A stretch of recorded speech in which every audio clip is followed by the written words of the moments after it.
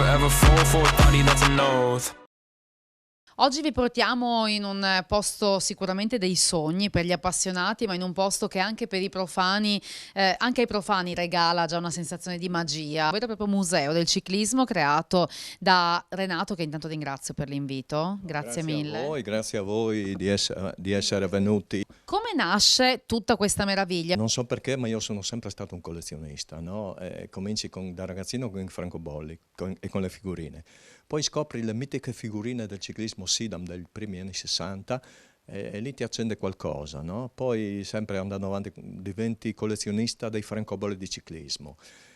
Poi metti vicino le cartoline, metti vicino i giornali, poi trovi la maglia giusta, la bici giusta e da lì parti, non ti fermi più. E così in tanti anni, più o meno 20-25 anni, ho scoperto questi 1000 tesori, come li definisci tu, e sono diventati parte del mio, quello che io ho chiamato Ciclismuseo Mortagliano. Quante sono le bici che sei riuscito a collezionare, a conservare qui? Ma è un totale, sono sui 130 più o meno. La collezione principale sono le bici da corsa. E quando sei lì collezioni anche le bici normali, chiamiamole normali. A noi di Telefriuli poi incuriosiva che là c'è anche una bicicletta molto speciale. È la bici di Dario Zampa, che Dario Zampa da ragazzino correva in bicicletta, ha fatto delle gare. E questa bici, che era la sua prima bici, io gliel'ho così corteggiata diverso tempo, fino a quando ha ceduto, me l'ha data, ma fa parte del mio museo, ma è sua. Io i pezzi che mi danno li ritengo sempre che appartengano al legittimo proprietario. Io li conservo e li metto in evidenza. Chiaramente è un museo che non è un museo nel senso tipico della parola, è una tua collezione privata, che però fondamentalmente per chi volesse visitarla è visitabile. È chiaramente aperta a tutti, anzi mi fa piacere.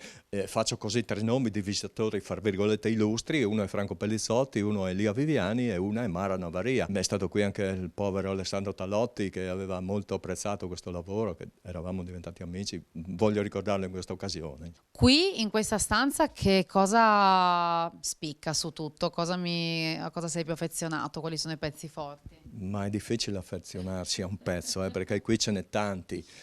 Qui ci sono le maglie di Saronni e di Moser, per dire, la maglia rosa, le maglie iridate, ci sono le maglie di Indurain.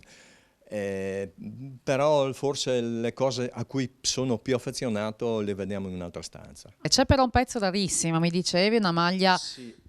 È una maglia molto interessante, una delle pezzi unici, è la maglia che Guido De Santi, il ciclista triestino, nel 1951 ha vinto il Giro di Germania. Questa è la maglia di leader che mi è stata data da un ciclista che ha fatto il professionista, Franco Canciani di San Canzian di Sonzo. Un'altra cosa che volevo sottolineare proprio in questa stanza è la maglia della Cosatto, la prima squadra professionistica friulana, udinese.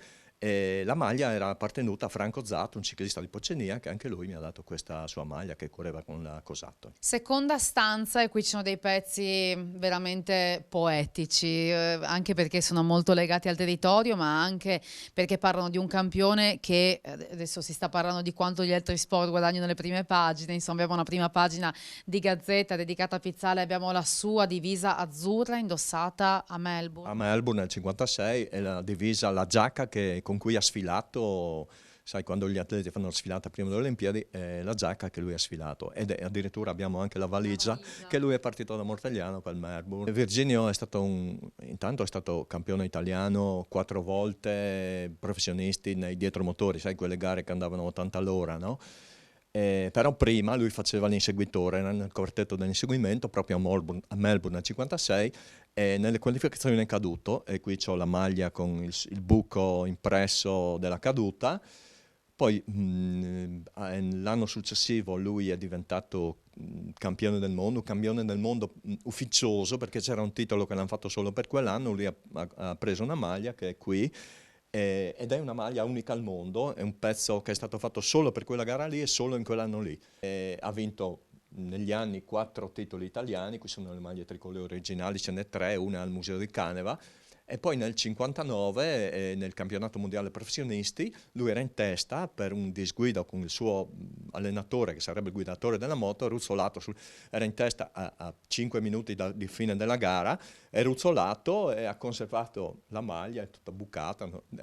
Ed è anche questo un cimelio. Questi ricordi me li ha lasciati tutti a me, io come ho detto prima non li ritengo miei, ma ritengo un patrimonio di Mortegliano, insomma, è del ciclismo regionale. Ecco. Prima di uscire, qui ci sono altri pezzi unici e speciali.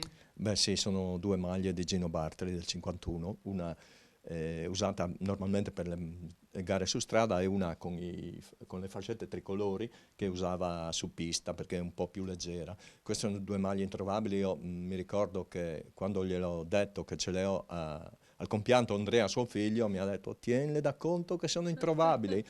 E oltre a queste di Bartali ho anche una maglia appartenuta a Coppi, nel 57 non è della mitica Bianchi, è della Carpano Coppi, forse ancora più rara, però sono riuscito in qualche modo a trovarla. E qui siamo al piano terra e questa è diciamo la sezione che tu chiami non sportiva, però che racconta anche tante cose che riguardano il nostro territorio, ma non solo, insomma anche un po' la storia d'Italia. Sì, sì, qui sono le biciclette diciamo in uso normale, no?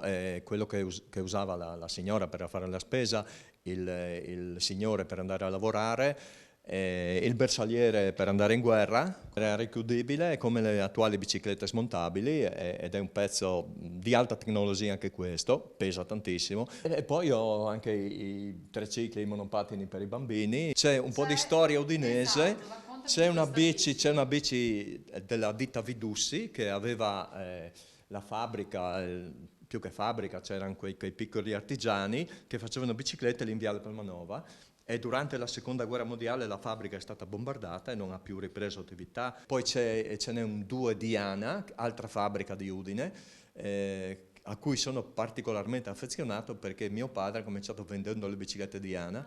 E qui è conservata anche quella che usava mia madre. Dimmi qual è il tuo sogno da collezionista? Il collezionismo non hai un obiettivo, non hai un traguardo preciso. Diciamo che a me personalmente mi piacerebbe trovare la maglia bianconera a strisce della Carpano di Italo Ziglioli, che era il mio ciclista preferito da giovane. Ecco, questo per dire un sogno, non è una cosa Non mi hai detto che sia il pezzo introvabile, sono i pezzi del cuore. Brava, brava. Sono i pezzi del cuore che valgono più di un pezzo che costi tanto, insomma. Poi ho avuto sempre la fortuna di trovare dei pezzi bellissimi, no?